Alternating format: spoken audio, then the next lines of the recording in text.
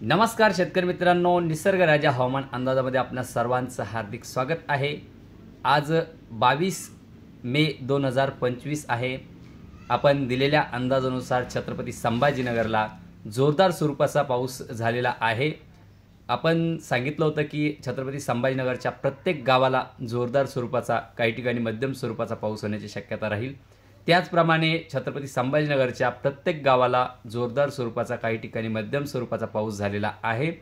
आणि अजूनही काही भागांना कमी जर पाऊस असेल तर पुढच्या 23, 24, 25 तारखेला पुन्हा वादळी वाऱ्यांसह जोरदार विजांच्या कडकडाटासह जोरदार पाऊस पडण्याची शक्यता छत्रपती संभाजीनगरच्या वैजापूर, गंगापूर, खुलताबाद, कन्नड, पैठण या भागांना, प्रॉपर छत्रपती संभाजीनगर या भागांना जोरदार स्वरूपाचा वादळी वाऱ्यांसह जोरदार स्वरूपाचा पाऊस 25 तारखेपर्यंत पुन्हा प्रत्येक गावाला पडण्याची शक्यता राहणार आहे। याची पुन्हा शेतकऱ्यांनी नोंद घ्यायची आहे। आज बघा कुठे कुठे पाऊस असणार आहे तर आज कोल्हापूर, सांगली, सातारा, पुणे, मुंबई, रायगड, पालघर, बीड, लातूर, इंदापूर दिवसभरात बरं का। धाराशिव, नांदेड, किनवट, चंद्रपूर या भागांना जोरदार स्वरूपाचा पाऊस असण्याची शक्यता आज दिवसभरात आहे। आज रात्रीच्याला बघा छत्रपती संभाजीनगरचा काही भाग जालना, नांदेड, किनवट, चंद्रपूर, बीड, लातूर, सोलापूर, जाट, सांगली, सातारा, कोल्हापूर, रत्नागिरी, पुणे, मुंबई, रायगड, अहिल्यानगर या भागांना आज रात्रीही पाऊस होण्याची शक्यता राहणार आहे। आजचा पावसाचा जोर रत्नागिरी, रायगड, सिंधुदुर्ग या भागांना, पुण्याला जोरदार स्वरूपाचा पाऊस होण्याची शक्यता आज आहे। उद्याकडेही ह्या भागात आणि परवा म्हणजे जवळपास 30 तारखेपर्यंत या भागात जोरदार वाऱ्यांसह, मेघगर्जनेसह जोरदार पाऊस पडण्याची शक्यता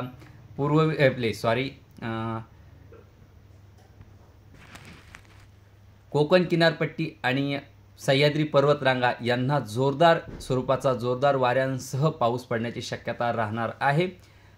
उद्याकडे बघा सांगली, दिवसभरात सांगली, सातारा, कोल्हापूर, रत्नागिरी, पुणे, रायगड, मुंबई, अहिल्यानगर, बीड, इंदापूर, नांदेड, जालना, छत्रपती संभाजीनगर, लातूर, धाराशिव हे दिवसभरात। रात्रीला या भागात संपूर्ण आणि छत्रपती संभाजीनगर, जालना, अहिल्यानगर, बीड, लातूर, नांदेड, धाराशिव, किनवट, सांगली, सातारा, कोल्हापूर, पुणे, रत्नागिरी म्हणजे जवळपास मराठवाडा, पश्चिम महाराष्ट्र, कोकण आणि सह्याद्री पर्वतरांगा यांना संपूर्णच। आणि 24 तारखेला बघा रत्नागिरी, सांगली, सातारा, कोल्हापूर, पुणे, रायगड, मुंबई, नाशिक, जळगाव, छत्रपती संभाजीनगर, जालना, बीड, लातूर, सोलापूर, अकोला, अमरावती, नांदेड, लातूर, किनवट, चंद्रपूर हे दिवसभरात। रात्रीच्याला सांगली, सातारा, कोल्हापूर, रत्नागिरी, पुणे, रायगड, मुंबई, नाशिक, मालेगाव, अहिल्यानगर, छत्रपती संभाजीनगर, जालना, बीड, किनवट, नांदेड, लातूर, सोलापूर, चंद्रपूर, नागपूर, गोंदिया या भागांना रात्रीही 24 तारखेला आणि उर्वरित महाराष्ट्रात काही ठिकाणी जोरदार स्वरूपाचा, काही ठिकाणी मध्यम स्वरूपाचा। तर 25 तारखेला बघा दिवसभरात रत्नागिरी, सांगली, सातारा, सिंधुदुर्ग, कोल्हापूर, रायगड, पुणे, मुंबई, वसई, विरार, नाशिक, मालेगाव, जळगाव, अहिल्यानगर, छत्रपती संभाजीनगर, अकोला, अमरावती, बीड, लातूर, नांदेड हे दिवसा आणि रात्रीच्यालाही या सर्व भागात आणि सांगली, सातारा, कोल्हापूर, पुणे, रायगड, मुंबई, वसई, विरार, पुणे, नाशिक, जळगाव, छत्रपती संभाजीनगर या भागांना रात्रीच्याला 26, 27, 28, 29, 30 तारखेलाही जोरदार स्वरूपाचा, काही ठिकाणी मध्यम स्वरूपाचा पाऊस कोकण किनारपट्टी, सह्याद्री पर्वतरांगा, मराठवाडा, उत्तर महाराष्ट्र आणि पश्चिम महाराष्ट्र या भागांनाही जोरदार स्वरूपाचा पाऊस पडण्याची शक्यताही राहणार आहे। आणि बघा पेरणी संदर्भात बऱ्याच शेतकऱ्यांचे मेसेज आणि फोन कॉल आहे की पेरणी करावा की नाही करावा। बघा पेरणी करणं हे स्वतःचा तुमचा निर्णय आहे। तुम्ही पेरणी करा किंवा नका करू हा तुम्ही स्वतः निर्णय घ्या। पण सध्याच्या कंडिशनला जो पाऊस चालू आहे हा 30 तारखेपर्यंत जोरात आहे, तोपर्यंत जर पेरण्या केल्या तर योग्य राहील। पण त्यानंतर मात्र 1 तारखेनंतर पाऊस नाही। जवळपास 10 ते 11 दिवस पावसाचा गॅप आहे आणि उन्हाचं टेम्परेचर आहे। तुम्ही जी पेरणी कराल, समजा पीक कवळं राहील, नेमकं उगायचं तेव्हाच त्याला उन्हाचा तडाखा बसणार आहे। त्यामुळे पेरणी करायची की नाही करायची हा तुमचा निर्णय आहे। कारण ज्यांना पाणी भरपूर आहे, एखादा पिकाला पाणी बसेल असं जर पाणी असेल तर तुम्ही पेरणी करू शकता। पण काय होईल आता आज समजा 22 तारीख आहे, 30 तारखेला पाऊस भरपूर आहे, मग 30 तारखेच्या नंतर काही काही पेरण्या करायला तयार राहतील. पण 30 तारखेनंतर जर तुम्ही पेरणीला लागशाल, तुमच्या 1, 2, 3 तारखेला 4 तारखेला पेरण्या होईल, तेव्हा पाऊस नसेल. पण पेरणी झाल्याच्या नंतर उगण क्षमतासाठी हलकासा पाऊस असणं गरजेचं आहे. तेव्हा तो पाऊस त्या मधल्या काळात पाऊस नसणार आहे. आताची कंडिशन असं वाटतंय की 31 तारखेनंतर पाऊस नाही.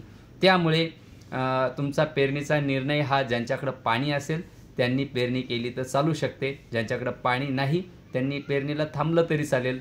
पण सध्याच्या कंडिशन अशी आहे की पाऊस हा लवकर आलेला आहे.